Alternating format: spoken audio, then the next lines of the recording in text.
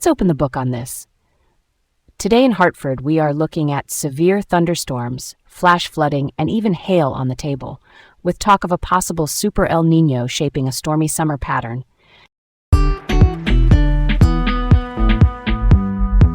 All right, let's set the stage for this one.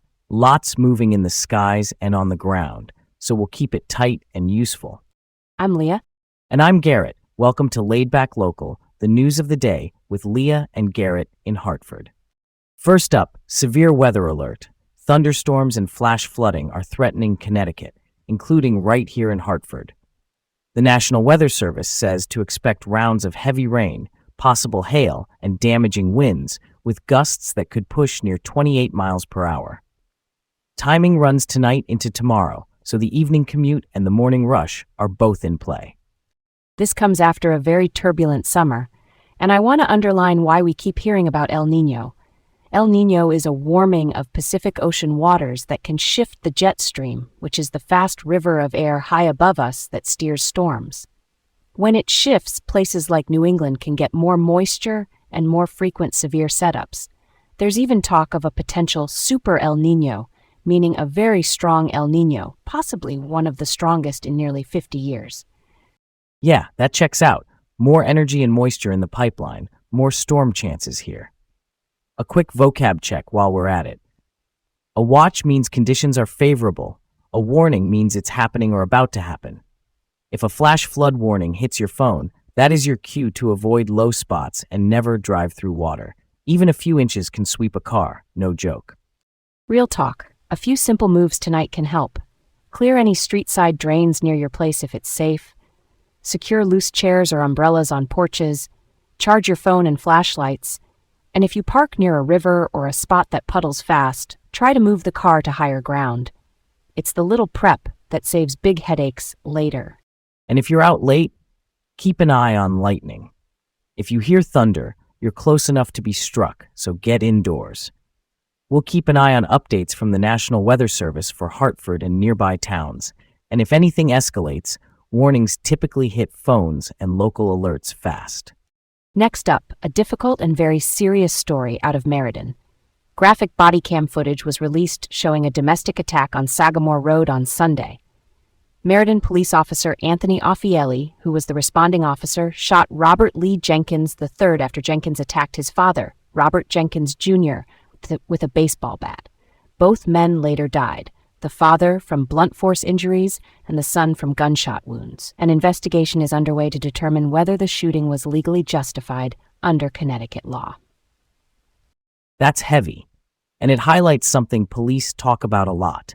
Domestic violence calls are among the most dangerous situations officers face because emotions run high and weapons can be close at hand. Body camera footage, the small camera officers wear on their chests, matters for transparency.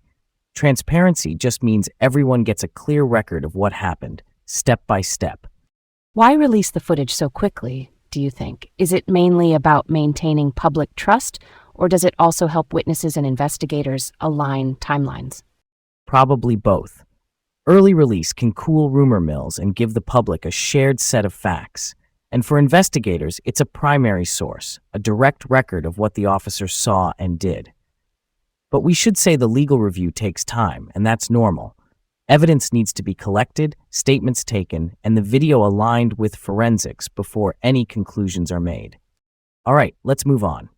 Next up, Southington police arrested a 20-year-old, Kevin Manuel Rodriguez, and a 13-year-old from Cheshire after a violent ride-out on Main Street. A 58-year-old motorcyclist was surrounded by a large group on bicycles, e-bikes, and mopeds. He was attacked and stabbed with a screwdriver, then robbed. He's in the hospital with non-life-threatening injuries. Charges include assault and robbery. Let's unpack this. A ride-out or bike-out is basically an unpermitted group ride that takes over lanes, pops wheelies, and disrupts traffic. Videos often end up on social media. In some places, these have turned violent. When a group boxes in a driver or rider, the risk spikes fast. Community awareness matters here. If you see a ride-out, give lots of space, do not engage, and call police with location details. And for parents and guardians, if you recognize a bike or moped and think your teen might be mixing into these, Have that conversation. It's not just tickets, it can spiral into felonies when violence happens. The fact that a 13-year-old is involved here is a wake-up call. Next up, a mysterious death investigation in West Haven. A body was found Sunday evening in a grassy area off I-95, and the Western District Major Crime Squad with Connecticut State Police is leading the case. So far, details about identity and cause of death have not been released. These cases can be complex. The medical examiner will work to identify the person and determine cause and manner of death. Cause of death is the medical reason, like injury or illness. Manner is the category: natural, accident, suicide, homicide, or undetermined. Investigators will canvass the area, check traffic cameras, review missing person reports, and track any items found nearby to piece together the timeline. Why a grassy area off a highway, do you think? It raises so many questions, but we just don't know yet. Yeah, we can't jump to conclusions. That's exactly what the investigation should answer: how the person ended up there, whether there was a medical event, foul play, or something else. Until officials release more, it's one to watch carefully. Last up, business news with a big local ripple for sports fans. ESPN has begun layoffs following its acquisition of NFL Network and related assets, a deal that was announced in August 2025, approved in January 2026, and finalized in April 2026, when many NFL Network employees moved under ESPN. We're seeing reductions across behind-the-scenes roles and on-air talent, including analyst Ryan Clark, who learned about his layoff while on air. Corporate restructuring, which is a formal reshaping of how a company is organized and staffed, can look sterile on paper, but it is deeply human in impact.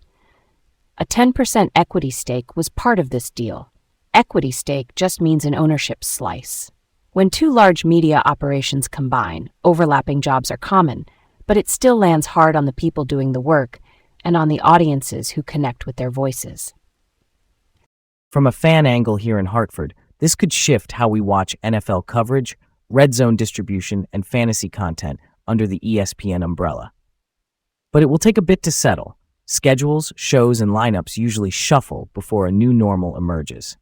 Thanks for tuning in to Laid Back Local, the news of the day with Leah and Garrett in Hartford. Stay safe in the storms, take care of each other, and we'll catch you tomorrow.